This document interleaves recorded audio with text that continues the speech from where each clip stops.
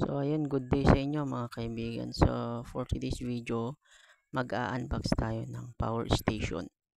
So alam niyo naman siguro kung ano yung power station yung mga tol, no? So ito yung portable na power station. So emergency pag brownout. So yung ginawa natin ay 150 watts lang mga tol, no? Tapos may kasama siyang panel. So ito yung panel niya. NSS brand yung ginawa natin. Tapos yung panel mga tol ay 20 watts. Yan. So ayan siya. So all goods. Bale ito na nga yung ating NSS na portable power station na 150 watts. So unbox na natin. So yung kasama dito mga tol, mga kaibigan, ay yung clip. So pwede mo ding i-convert sa ano yan, battery. Tapos meron din ditong cord, saksakan ng mga cellphone natin. Tapos ito yung charger niya. Yan.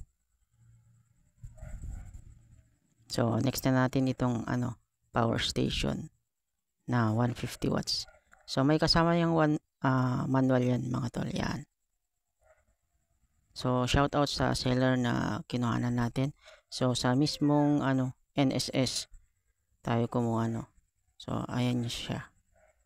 So napakaganda. So pang emergency talaga, pang brand out, no. So kung makikita niyo dito, ito yung sa LED niya, yan.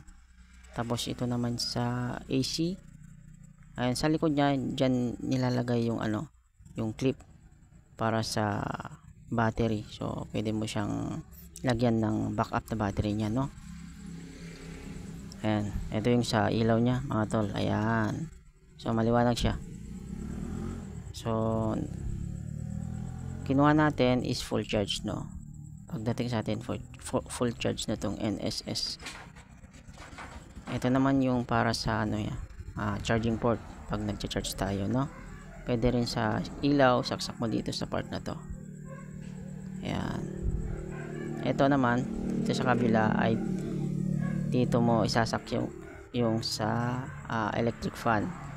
So wag lang lalampas sa 150 watts yung isasaksak nyo dito, no, para iwas sira yung ating portable na emergency power station, no. So all goods, mabigat yung product.